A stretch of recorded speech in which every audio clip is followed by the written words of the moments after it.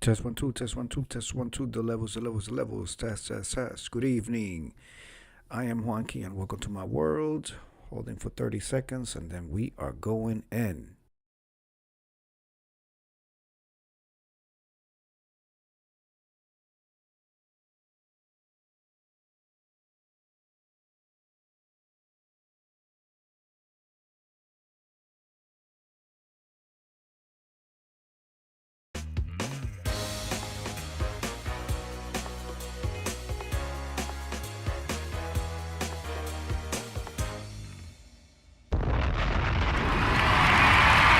Good evening, good evening, good evening.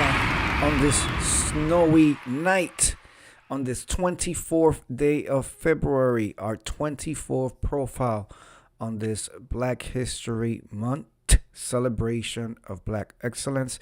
Today, we are taking a look at James Baldwin.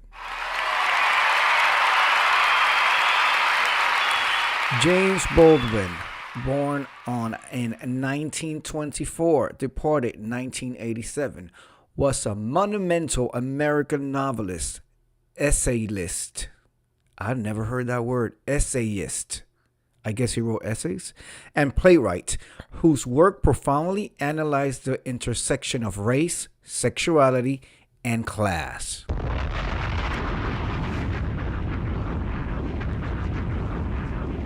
He was a leading voice of the civil rights movement, known for his searingly honest prose and his ability to articulate the psychological toll of systemic oppression on both the individual and society.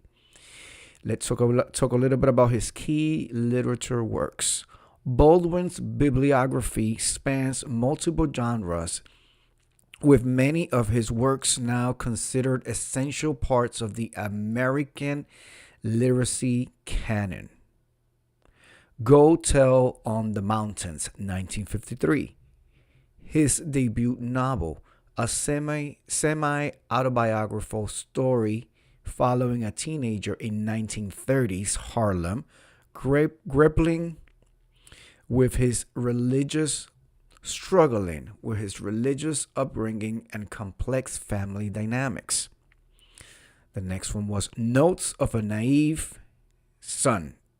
No, Notes of a Native Son, 1955, a landmark essay collection that established his reputation as a social critic, exploring his intricacies of racial and class dysfunctions in Western society. Next was Giovanni's Room, 1956. It was groundbreaking for its time. This novel focused on themes of same-sex love and identity, written well before the emergence of the modern-day gay liberation movement. Okay, ahead of its time, letting the girls know that they was the girls.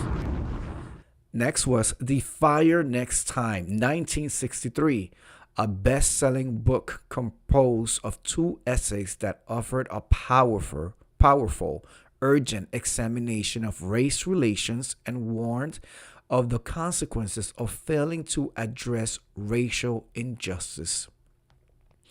That was followed by If Billy Street Could Talk, 1974, a novel centered on a young black couple's struggle against a corrupt legal system after a false accusation of crime.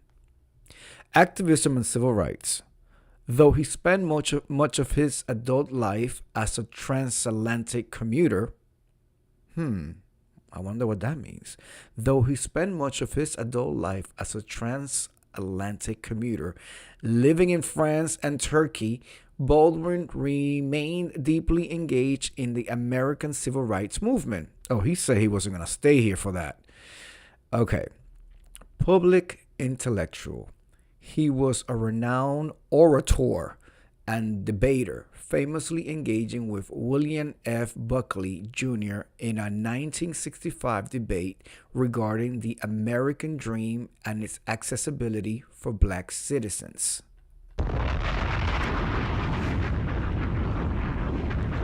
Movement participation. Baldwin marched in major events like the 1963 March on Washington and the 1965 Selma to Montgomery March. Civil rights leaders. He maintained close, though sometimes complex, relationships with leaders such as Martin Luther King Jr., Malcolm X, and Medgar Evers, which is interesting because, as we know, he was a homosexual. So during that time, homosexuality was not very good looking. And so I think that's where the complex relationships with these leaders come into play. Enduring legacy.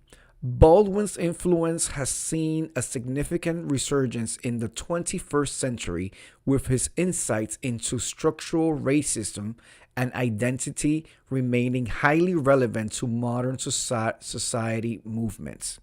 Film adaptations. His unfinished manuscript, Remember This House, was the basis for the Academy Award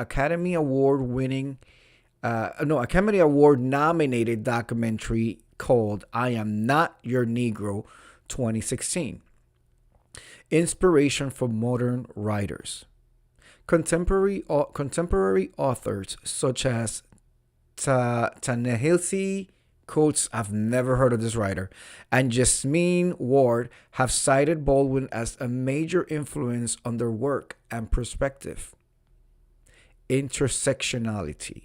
As an openly gay black man, his work prefigured modern discussions on intersectionality, highlighting how various forms of identity and oppression are interconnected.